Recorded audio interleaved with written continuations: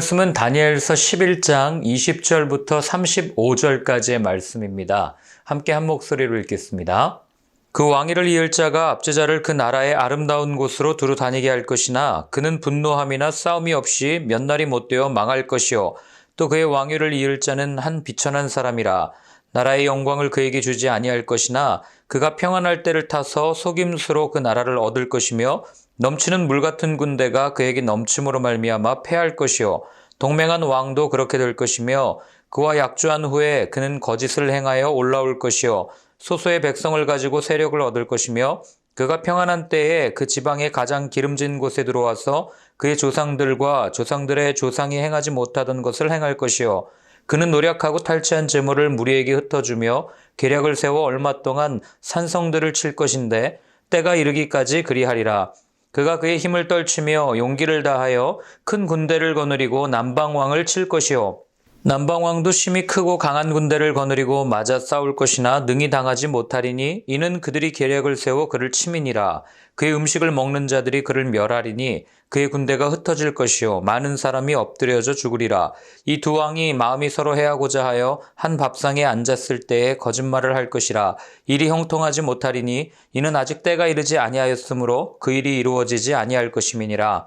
북방왕은 많은 재물을 가지고 본국으로 돌아가리니 그는 마음으로 거룩한 언약을 거스르며 자기 마음대로 행하고 본토로 돌아갈 것이며 작정한 기한에 그가 다시 나와서 남방에 이를 것이나 이번이 그 전번만 못하리니 이는 기띔의 배들이 이르러 그를 칠 것임이라. 그가 낙심하고 돌아가면서 맺은 거룩한 언약에 분노하였고 자기 땅에 돌아가서는 맺은 거룩한 언약을 배반하는 자들을 살필 것이며 군대는 그의 편에 서서 성소 곧 견고한 곳을 더럽히며 매일 드리는 제사를 폐하며 멸망하게 하는 가증한 것을 세울 것이며 그가 또 언약을 배반하고 악행하는 자를 속임수로 타락시킬 것이나 오직 자기의 하나님을 아는 백성은 강하여 용맹을 떨치리라. 백성 중에 지혜로운 자들이 많은 사람을 가르칠 것이나 그들이 칼날과 불꽃과 사로잡힘과 약탈을 당하여 여러 날 동안 몰락하리라. 그들이 몰락할 때에 도움을 조금 얻을 것이나 많은 사람들이 속임수로 그들과 결합할 것이며 또 그들 중 지혜로운 자 몇 사람이 몰락하여 무리 중에서 연단을 받아 정결하게 되며 희게 되어 마지막 때까지 이르게 하리니 이는 아직 정한 기한이 남았음이라. 아멘. 계속해서 그리스 왕들의 이야기를 우리에게 들려줍니다. 그런데 그 내용들을 가만히 보면 그리스 왕들을 통해서 하나님의 성소인 예루살렘, 하나님의 임재가 있는 도시인 그곳이 많은 어려움을 당했구나라는 것을 우리는 알게 되는 거죠. 여러분, 우리가 신앙생활을 하다 보면 많이 묻는 질문 중에 하나가 무엇이냐면 왜 하나님을 믿는 당신의 자녀들에게 이런 어려움과 고난을 허락하십니까? 라는 질문이에요. 누구 하나 속 시원하게 이건 이렇습니다 라고 답은 해줄 수 있지만 그러나 그 처한 상황 속에서 그 답을 명쾌히 받아들이기는 참 쉽지 않은 것이라는 것을 알게 됩니다. 그럼에도 불구하고 하나님께서는 왜 당신의 사랑하는 자녀들에게 그런 고난을 허락하셨는지 우리 한번 살펴보고요. 그렇게 해야 우리가 그런 어려움과 고난이 당할 때 그것들을 잘 대처할 수 있기 때문입니다. 그리고 또한 이 고난을 주는 그 대상들은 어떤 특성을 갖고 있는가, 이 사단이라고 하는 녀석의 특징은 무엇인지를 오늘 본문을 통해서 한번 살펴보려고 합니다. 자, 먼저 20절부터 27절까지 조금 긴데요. 우리 같이 한번 다시 읽어보겠습니다. 그 왕위를 이을 자가 압제자를 그 나라의 아름다운 곳으로 두루 다니게 할 것이나 그는 분노함이나 싸움이 없이 몇 날이 못되어 망할 것이요 또 그의 왕위를 이을 자는 한 비천한 사람이라. 나라의 영광을 그에게 주지 아니할 것이나 그가 평안한 때를 타서 속임수로 그 나라를 얻을 것이며 넘치는 물 같은 군대가 그에게 넘침으로 말미암아 패할 것이요 동맹한 왕도 그렇게 될 것이며 그와 약조한 후에 그는 거짓을 행하여 올라올 것이요 소수의 백성을 가지고 세력을 얻을 것이며 그가 평안한 때에 그 지방의 가장 기름진 곳에 들어와서 그의 조상들과 조상들의 조상이 행하지 못하던 것을 행할 것이요 그는 노력하고 탈취한 재물을 무리에게 흩어주며 계략을 세워 얼마 동안 산성들을 칠 것인데 때가 이르기까지 그리하리라. 그가 그의 힘을 떨치며 용기를 다하여 큰 군대를 거느리고 남방왕을 칠 것이요 남방왕도 심히 크고 강한 군대를 거느리고 맞아 싸울 것이나 능히 당하지 못하리니 이는 그들이 계략을 세워 그를 침이니라. 그의 음식을 먹는 자들이 그를 멸하리니 그의 군대가 흩어질 것이요 많은 사람이 엎드려져 죽으리라. 이 두 왕이 마음에 서로 해하고자 하여 한 밥상에 앉았을 때에 거짓말을 할 것이라. 일이 형통하지 못하리니 이는 아직 때가 이르지 아니하였으므로 그 일이 이루어지지 아니할 것임이니라. 아멘. 자, 20절의 말씀은 어제 얘기했던 안티오쿠스 마그네스의 뒤를 이은 셀류쿠스 필로파토르라는 왕에 대한 이야기입니다. 자, 이 왕은 뭐라고 얘기합니까? 우리가 어제 살펴보았지만 전쟁을 하지 않으려고 하는 로마에 맞서서 끊임없이 전쟁을 했다가 엄청난 전쟁 배상금을 지금 물게 된 상황이죠. 그리고 살해를 당했죠. 그러니 그 뒤를 이어 왕이 된 이 아들은 얼마나 그 많은 그 심적 부담감에 이 왕의 일들을 감당했겠습니까? 그런데 그 많은 전쟁 배상금을 지불하려고 하다 보니까 어떤 일을 하냐면 수없이 많은 이 세금을 걷어들였던 일을 역사 속에서 이렇게 들을 수가 있는 거죠. 그래서 오늘 본문에도 보면은요. 압제자라는 얘기는 세금 징수원을 전국으로 보내서 그 많은 세금을 거둬들였다라는 것을 우리에게 말해주는 것이고, 그리고 여기 또 본문에 보면은 그 아름다운 곳이라고 표현되어 있죠. 보면은 아름다운 곳으로 두루다니게 할 것이나 이렇게 표현되어 있는데, 이게 어디냐면은 예루살렘 성전이에요. 그러니까 이 왕이 어떻게 했냐면 그 세금을 거둔 것으로도 모자라서 자기들의 속국, 자기들이 지역에 다스리고 있는 그 지역의 각 신전들을 다니면서 그곳에 있는 많은 보물들을 이렇게 약탈하고 또 빼앗아 오도록 그렇게 한 거죠. 그러니 나중에 예루살렘에서 이제 폭동이 일어날 이 기미가 보이니까 이 왕의 재무 대신이었던 사람이 어떻게 합니까? 그 왕명을 거절하고 그리고 나중에는 왕을 살해하는 그런 일들을 하게 되는 거죠. 21절부터 45절은 우리가 잘 아는 왕에 대한 이야기입니다. 수전절을 만들게 했던 장본인, 그리고 예루살렘 성전에 이 이방 신상, 그 제우스 신상을 세웠고 돼지의 피를 가지고 이 제물을 바치게 했고 하여튼 성전을 더럽혔던 바로 그런 왕이죠. 예, 맞습니다. 안티오쿠스 에피파네스라는 왕이죠. 지난주에 살펴보았죠. 이 안티오쿠스 에피파네스는요. 사실은 왕이 돼서는 안 될 사람이었고 왕이 될 자격도 없는 사람이었어요. 그는 로마의 볼모로 잡혀 있다가 이 재무 대신이 형을 죽이잖아요. 아까 이야기했던 그 왕을 죽입니다. 그래서 다시 돌아와서 어떻게 하냐면 자기 조카를 왕으로 세워놓고 이게 성에 차지 않는 거예요. 결국에는 그 조카를 살해하고 자기 자신이 왕에 이렇게 앉은 그런 인물이 바로 안티오쿠스 에피파네스라는 사람이에요. 그러니까 그는 왕이 되기 위해서는 온갖 거짓과 속임수, 오늘 본문에도 계속 반복적으로 나오는 단어가 거짓이라는 단어예요. 속임수라는 단어입니다. 그 거짓과 속임수, 수단과 방법을 가리지 않고 왕이 되었던 사람이 바로 이 사람이라는 것을 우리는 알게 되는 거죠. 그래서 그는 항상 음란했다고 그래요. 그리고 항상 술에 취해 있었다고 그럽니다. 그래서 사람들은 거룩한 사람, 지혜가 있는 사람의 의미인 에피파네스를 에피마네스라고 불렀다고 그래요. 에피마네스는 뭡니까? 미친 사람이에요. 미친놈이다 이런 뜻이죠. 그러니까 그는 끊임없이 거짓을 통해서 자기 자신을 정당화했고 속임수를 통해서 많은 일들을 행했다는 것을 성경은 우리한테 이야기를 해주는 겁니다.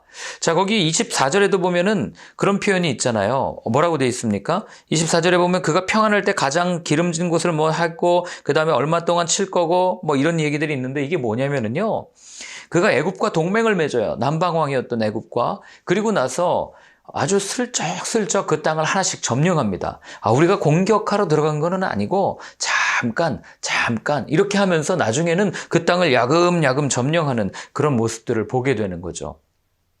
여러분, 우리가 이 모습을 보면서요, 왜 안티오쿠스 에피파네스를 적그리스도라고 사람들이 생각을 했을까? 그게 우리는 답이 딱 나오는 거죠. 거짓의 아비인 사단의 특징은요, 거짓말이에요. 속이는 자죠. 그래서 오죽하면은 요한복음 8장 44절에 예수님이 이렇게 말씀하십니다. 너희는 너희 아비 마귀에게서 났으니 너희 아비의 욕심대로 너희도 행하고자 하느니라. 그는 처음부터 살인한 자여 진리가 그 속에 없으므로 진리에 서지 못하고 거짓을 말할 때마다 제 것으로 말하나니 이는 그가 거짓말쟁이요 거짓의 아비가 되었음이라. 아멘. 이게 사단의 속성인 거예요. 그렇기 때문에 여러분 내 삶에 거짓이 많다 또는 내 삶에 속임수가 많다는 얘기 또 내 삶이 투명하지 않고 정직하지 않다는 얘기는 내가 어느 영역에 이 지금 이렇게 붙들려서 살고 있는지를 정확하게 알 수 있는 겁니다. 우리는 에피파네스라는 이름처럼 모두가 거룩하게 살고 싶어하고 모두가 높아지고 싶어합니다. 그러나 우리의 삶이 에피파네스인지 에피마네스인지는 사람들이 아는 거죠. 정말 거룩하고 높은 사람인가 아니면 미친 사람인가? 그것을 가르는 기준이 바로 거짓과 속임수에 있다는 거예요. 오늘날 대한민국을 보면서 안타까운 게 모든 정치인들에게서 정직이라는 단어를 찾아볼 수가 없어요. 다 거짓으로 포장합니다. 더군다나 내로남불이라고 표현하죠. 나는 괜찮아요. 나는 거짓말해도 괜찮아요. 내가 정권을 잡기 전에는 거짓말하면 안 되었지만 내가 정권을 잡고 난 후에는 적당한 거짓말, 정권을 유지하기 위한 적당한 거짓말은 괜찮습니다. 라고 말하면서 마치 거짓이 그냥 묻혀버리는 그런 세상, 그런 시대가 오늘의 세상 아니겠습니까? 대한민국이 선진국으로 더 이상 도약할 수 없는 가장 큰 이유가 여기 있는 거예요. 우리는 정직을 잃어버렸어요. 다 거짓, 다 속임수, 술수. 그러니 오늘 분명히 우리에게 말해주는 게 뭡니까? 그 속임수와 거짓은 하나님에게서 난 게 아니라고요. 그렇기 때문에 여러분 그리스도인들이 가장 먼저 회복해야 될 게 뭐냐면 바로 이 정직이에요. 이것을 회복하지 않으면 여러분 교회에는 희망이 없는 거고 아무리 복음을 외치고 복음대로 산다고 말해도 정직하지 않은 거짓의 토대 위에 이 집을 지어가는데 여러분 어떤 열매가 맺힐 수 있겠습니까? 그럼 우리는 한번 생각해 볼 필요가 있어요. 이 에피파네스라고 하는 왕은 왜 거짓을 그렇게 말할까? 우리는 왜 그렇게 거짓을 이렇게 자주 이야기할까? 결국에는 성공을 위해서 안락한 삶을 위해서 우리는 거짓말을 말하고 거짓을 이야기하고 그걸 합리화하는 그런 모습을 보일 때가 있죠. 더군다나 누군가에게 나를 잘 보이기 위해서 나 자신을 과대 포장해서 거짓으로 이야기할 때도 있고 또 거꾸로 내 자신이 너무 왜소해 보이고 너무 이렇게 무시당하지 않게 하기 위해서 오히려 더 그렇게 자기 자신을 포장해가지고 거짓으로 나 자신을 이야기할 때도 있다는 거죠. 나도 모르게.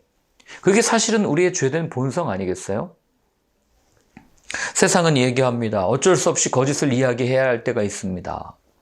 그래서 그 이탈리아의 작가죠. 엘레나 페란테라는 사람이 어른들의 거짓된 삶이라는 책에서 그 수없이 거짓말을 하는 어른들의 모습을 보면서 그렇게 물어요. 거짓이 어른됨의 상징입니까? 라는 것을 그의 책을 통해서 묻는 것을 보게 됩니다. 어른이 된다는 건 거짓말이 늘어가는 건가? 아니요, 그렇지 않죠. 여러분, 거짓말하지 않으면 손해볼 수 있습니다. 거짓말하지 않으면 피해를 입을 수도 있어요. 그러나 끝까지 정직해야 되는 이유는 그 정직한 그 토대 위에 하나님께서 하나님의 일들을 행해 나가시기 때문에 그래요. 성경을 보세요. 믿음의 사람들, 성령의 사람들, 하나님과 함께 했던 사람들은요, 목에 칼이 들어와도 정직했습니다. 그걸 어떻게 할 수 있어요? 목에 칼이 들어와도 하나님의 말씀을 담대히 외쳤던 그들의 모습을 통해서 우리는 알게 되는 겁니다. 여러분, 어떤 상황에서도 거짓을 말하지 마십시오. 작은 거짓은 나중에 반드시 큰 거짓을 불러오게 되어 있는 겁니다. 거짓은 우리에게 잠깐의 성공을 맛보게 해줄지는 모르겠지만 그 성공이 가져다주는 공허함과 허무함 속에서 우리는 그 거짓으로 이렇게 세워진 그 모든 것들이 한 번에 와르르 무너지는 인생들을 주변에서 많이 보게 됩니다. 그렇기 때문에 설사 거짓이 우리에게 성공을 가져다 준다 할지라도 그리고 아무리 그 잠깐 한번 눈 감아가지고 그 내게 큰 이득이 된다 할지라도 여러분 끝까지 정직한 마음을 지키십시오. 잠언은 이렇게 얘기합니다. 진실한 입술은 영원히 보존되거니와 거짓 혀는 잠시 동안만 있을 뿐이니라. 아멘. 거짓말 위에 세워진 인생은 모래 위에 지은 집과 같기 때문에 언제 무너질지 모릅니다. 늘 불안하지 않겠어요? 거짓말로 여기까지 왔는데 그게 들키면 얼마나 그러니 거짓으로 쌓여져서 높이 올라가면 올라갈수록 재앙인 거죠. 그게 무너지면 더 많은 추락을 경험해야 되기 때문에 여러분 하나님이 우리의 거짓말 앞에서 침묵하신다고 그냥 넘기지 마십시오. 하나님은 다 달아보고 계세요. 그리고 하나님의 때가 되면 반드시 혼내실 때가 옵니다. 자, 우리 28절부터 35절까지 같이 한번 읽겠습니다. 북방왕은 많은 재물을 가지고 본국으로 돌아가리니 그는 마음으로 거룩한 언약을 거스르며 자기 마음대로 행하고 본토로 돌아갈 것이며 작정된 기한에 그가 다시 나와서 남방에 이를 것이나 이번이 그 전번만 못하리니 이는 기띔의 배들이 이르러 그를 칠 것임이라. 그가 낙심하고 돌아가면서 맺은 거룩한 언약에 분노하였고 자기 땅에 돌아가서는 맺은 거룩한 언약을 배반하는 자들을 살필 것이며 군대는 그의 편에 서서 성소 곧 견고한 곳을 더럽히며 매일 드리는 제사를 폐하며 멸망하게 하는 가증한 것을 세울 것이며 그가 또 언약을 배반하고 악행하는 자를 속임수로 타락시킬 것이나 오직 자기의 하나님을 아는 백성은 강하여 용맹을 떨치리라. 백성 중에 지혜로운 자들이 많은 사람을 가르칠 것이나 그들이 칼날과 불꽃과 사로잡힘과 약탈을 당하여 여러 날 동안 몰락하리라. 그들이 몰락할 때에 도움을 조금 얻을 것이나 많은 사람들이 속임수로 그들과 결합할 것이며 또 그들 중 지혜로운 자 몇 사람이 몰락하여 무리 중에서 연단을 받아 정결하게 되며 희게 되어 마지막 때까지 이르게 하리니 이는 아직 정한 기한이 남았음이라. 아멘. 자, 28절부터 이 35절까지는요, 나중에 이 에피파네스, 즉, 이 안티오쿠스 에피파네스에게 많은 성도들이 박해를 당할 것을 예언해주는 그런 말입니다. 그가 어떤 일을 했는지는 아까도 말씀드리지 않았습니까? 그게 오늘 본문에 어떻게 표현됩니까? 여기 보면은 뭐 칼날, 불꽃, 사로잡힘, 약탈이라는 표현들이 나오는데 바로 이런 그 어려움들을 겪게 될 거다. 누가 하나님의 자녀들이 그 이야기를 성경이 우리한테 다시 한번 들려주는 겁니다. 그런데 이런 일이 이때만 일어나는 게 아니에요. 오늘날에도 동일하게 일어납니다. 사단은 하나님의 백성, 하나님의 자녀, 거룩한 성도들을 가만히 내버려 두지 않아요. 불꽃, 사로잡힘, 뭐 이것뿐만이겠습니까? 온갖 유혹과 시험과 또 여러 가지 어려움들을 통해서 어떻게 해서든지 하나님에게서 떨어지게 하려는 그런 일들을 오늘날에도 자행한다는 거죠. 그럼 이걸 이겨낼 수 있는 방법이 없습니까? 있어요. 그게 32절에 나옵니다. 뭐라 그럽니까? 32절에 보면 오직 자기의 하나님을 아는 백성은 강하여 용맹을 떨치리라. 오직 자기의 하나님을 아는 백성. 그래서 여러분 우리가 호세아 선지자의 말처럼 여호와를 알되 힘써 알자라고 외치는 이유가 여기에 있는 거예요. 하나님을 알 때 그분이 어떤 분이고 그분이 어떠한 일을 행하시고 그분의 품성이 어떠하고 이런 일들을 우리가 온전히 알아갈 때에 여러분 우리에게 일어나는 일련의 일들이 해석이 되어지고 우리의 삶 속에서 벌어지는 많은 일들, 역사가 해석된다는 거예요. 그래서 그게 해석이 되면은요, 역사는 우연히 일어난 산물이 아니라 하나님의 뜻대로 진행되어져 가는 하나님의 일들이라는 것을 분명히 확신하게 되는 거죠. 그렇기 때문에 어떤 고난이 와도 이겨낼 수 있는 힘이 거기 있는 거예요. 초대교회 성도들이 마라나타를 외쳤던 이유가 여기에 있는 겁니다. 자, 그럼 우린 질문할 수 있어요. 아니, 왜 하나님은 당신의 자녀들에게 이런 어려움과 고난을 허락하십니까? 그죠? 우리가 수없이 던지는 질문 아닙니까? 하나님이 설사 악을 대적할 능력이 없어서 그러시는 건 아닙니까? 라고 질문할 수 있어요. 그러나 35절에 그 답이 있습니다. 35절에 보면은요, 이렇게 되어 있어요. 무리 중에서 연단을 받아 정결하게 되며 희게 되어 라고 표현도 있어요. 자, 무슨 얘기입니까? 연단을 받아서 정결하게 하신다는 거예요. 물론 고난을 축복이라고 쉽게 이야기할 수는 없습니다. 고난 가운데 있는 분들, 특별히 그 고난을 경험해보지 않은 사람들은 다른 누군가의 고난에 대해서 함부로 이야기할 수 없어요. 그러나 성경을 통해서 우리에게 알려주시는 고난에 대한 정의는 욥기를 통해서 보면은 결국에는 하나님을 알아가는 최고의 도구이고 다윗의 노래를 들어보면 하나님의 말씀을 알아가는 가장 좋은 방법이고 그렇기 때문에 이 고난은 이 어지럽고 혼란한 세상 가운데서 우리를 하나님께로 인도하는 그런 나침반과 같은 역할을 한다라고 우리는 이야기할 수 있고 또한 그 고난 앞에서 우리가 하나님 앞에 더욱더 정결해짐으로 죄를 미연에 방지할 수 있다라고 이야기할 수 있는 겁니다. 이거를 이렇게 해석한 사람이 누구냐면 바로 베드로예요. 베드로전서 1장 6절과 7절을 보면 이렇게 되어 있습니다. 그러므로 너희가 이제 여러 가지 시험으로 말미암아 잠깐 근심하게 되지 않을 수 없으나 오히려 크게 기뻐하는도다. 너희 믿음의 확실함은 불로 연단하여도 없어질 금보다 더 귀하여 예수 그리스도께서 나타나실 때에 칭찬과 영광과 존귀를 얻게 할 것이니라. 아멘. 자, 무슨 얘기입니까? 여러분, 베드로가 편지를 보냈던 소아시아 지역은 당시에 이 성도들을 향한, 그리스도인들을 향한 박해와 고난이 아주 극심했던 지역이었어요. 그런 곳에 베드로가 뭐라고 얘기합니까? 그 시험 때문에 우리가 잠깐은 근심할 수 있지만 걱정하지 마십시오. 왜냐하면 우리 믿음의 확실함은 불로 없어질 금보다도 더 귀하여 예수 그리스도께서 나타날 때 칭찬과 영광으로 존귀를 얻게 할 것이다. 그 이야기를 우리한테 주는 겁니다. 우리는 이해할 수 없죠. 하나님 왜 이런 어려움이 내게 있습니까? 그러나 베드로는 이야기합니다. 고난은 우리에게 주어진 상을 받기 전에 거쳐야 하는 통과 의례입니다. 이렇게 권면한 거죠.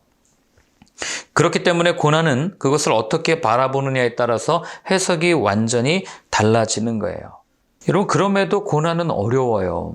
그래서 바울이 고난에 대해서 이렇게 이야기합니다. 고린도서 1장 4절 5절인데요. 우리의 모든 환난 중에서 우리를 위로하사 우리로 하여금 하나님께 받는 위로로서 모든 환난 중에 있는 자들을 능히 위로하게 하시는 이시로다. 그리스도의 고난이 우리에게 넘친 것 같이 우리가 받는 위로도 그리스도로 말미암아 넘치는도다. 아멘. 우리가 아는 그 훌륭한 사도였던 바울조차도 엄청나게 극심한 고난과 어려움을 겪고 나서야 예수님을 고백하는 그런 모습을 보게 됩니다. 어떤 예수님입니까? 그 어려움 가운데 자기와 함께 하셨던 위로의 주님을 오늘 고백하고 있는 거예요. 그렇기 때문에 여러분, 아무리 고난이 하나님께서 우리를 더 정결하게 하기 위한 연단이다 이런 말 들어도 고난 가운데 있는 사람들한테는 아무 말도 들리지 않아요. 그들 가운데는 그냥 가서 함께 손을 잡고 울어주면 됩니다.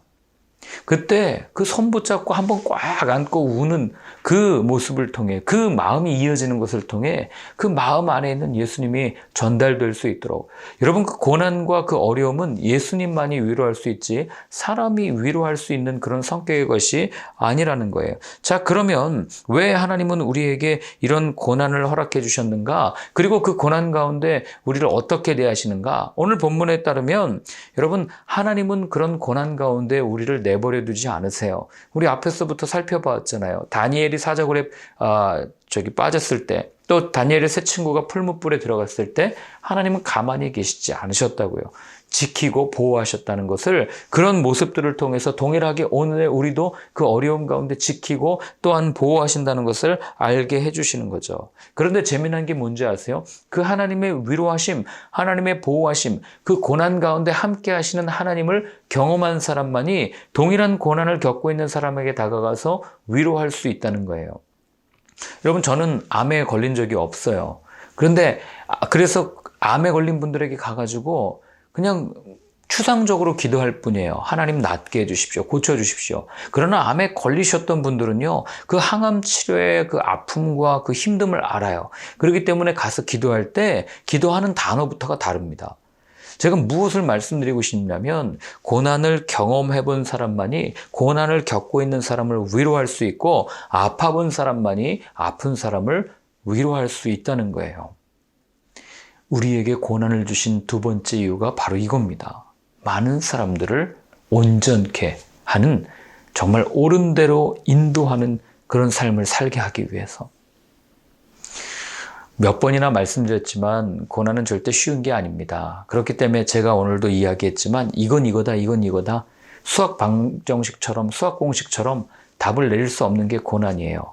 그러나 성경이 말하고 있는 이 고난, 그리고 고난을 주시는 이유, 그리고 그 고난 가운데 함께 하시는 하나님, 이것을 잊지 않으셨으면 좋겠습니다. 그리고 그 하나님을 통해서 오늘 본문에 보면은 그 안티오쿠스 에피파네스가 얼마나 힘들겠어요. 그들 가운데 얼마나 어려움이 있었습니까?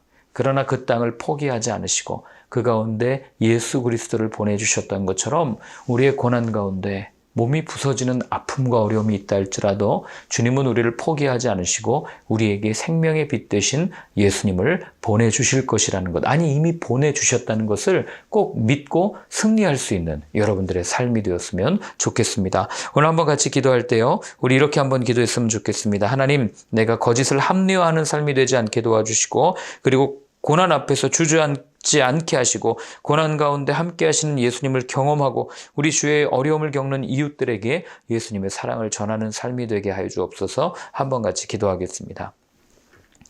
하나님 아버지, 거짓이 난무하는 세상 가운데서 그 거짓에 휩쓸려서 이리저리 표류하는 인생이 되지 않게 하시고, 모든 사람이 거짓을 말한다 할지라도 나는 사실을 이야기하고 정직하게, 또한 진리 되신 예수 그리스도를 담대히 전하며 나아가는 삶이 될 수 있도록 주님 도와주시옵소서. 또한 주님, 고난 앞에서 주저앉아 울고 있는 삶이 아니라 이제는 그 가운데 함께 하시는 주님으로 인하여서 거센 파도가 몰려온다 할지라도 그 파도를 타고 일어서서 주님과 함께 서핑할 수 있는 능력을 허락하여 주시고, 그 기쁨을 맛보며 우리 주위에 여전히 주저앉아 있는 그들에게 예수님의 사랑을 증언하는 저희의 삶이 될 수 있도록 주님 도와주시옵소서. 이제는 우리 주 예수 그리스도의 크신 은혜와 하나님 아버지의 사랑과 성령의 인도하심이 정직하게 주님을 바라보며 주님을 따르며 그 주님을 전하겠다고 결단하며 다짐하는 모든 분들 머리 위에 이제로부터 영원까지 늘 함께하여 주옵시기를 간절히 축원하옵나이다. 아멘.